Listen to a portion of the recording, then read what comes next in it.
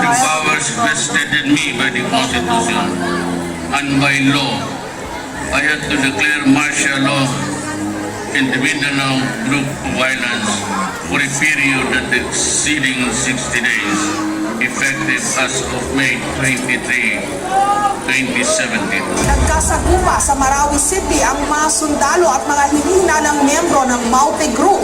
Nagkasagupa ang tropa na militar at Maute Group sa Marawi City. Nandoon na sila eh. Nakapwesto na sila bago tayo pumasok. And his man stole the queen from her bed. Hindi agad naunawaan ng mga residente na may malaking pag-ataking gagawin ng Maute Group sa Marawi City.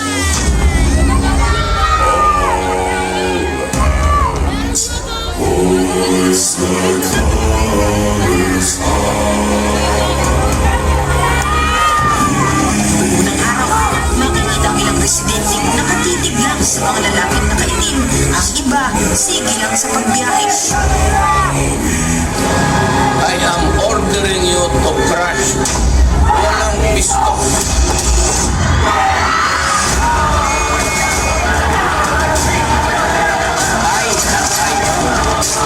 Assume full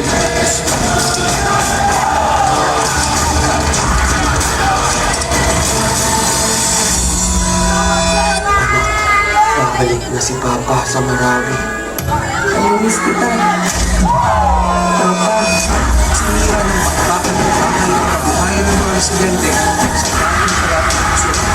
Mga bandang malapit ng bilang mga nakakataran na namin ang dito sa piso natin yung marami. Ito ang mga kwento sa loob ng Marawi. Ito na raw marahil ang pinakamatagal na giyera sa Pilipinas sa kasaysayan sa loob ng isang lungsod. Masasaksihan natin ang malapitan ng kapalitan ng ating mga sundalo.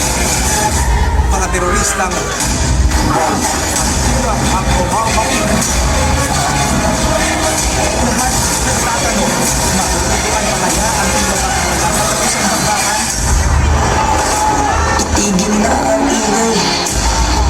Tama na ang tutuan. Itigil na ang digmaan. I will not talk anymore kasi marami na ang sundalo.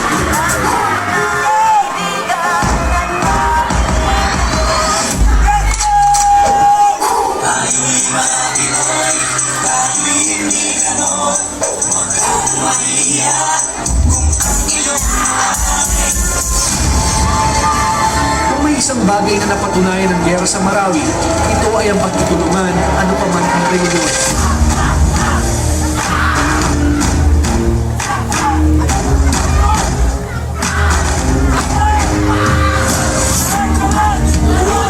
Huwag kang matatakot. Sa iyong magaling. Sa wakas na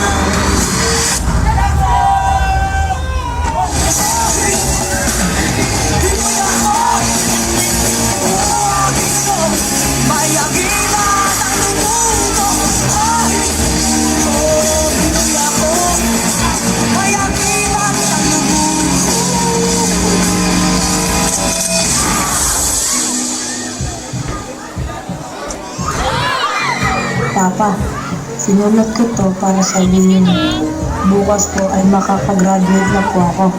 Kayo po ang magsabit ng medalya ko ha. Hihintayin ko po kayo. Nagmamahal, anak.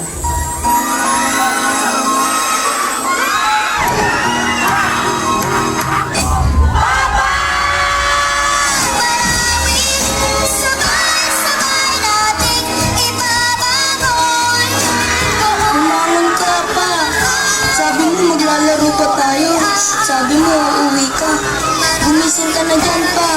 Papa. Isang dapit hapon, sisikat ang araw sa isang bagong ngayon. itigil na ang digmaan. Tama na ang labanan.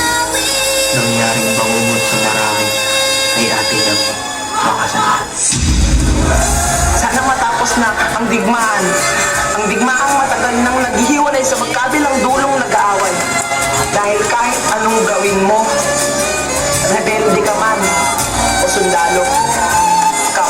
sino pa rin ang kalaban mo.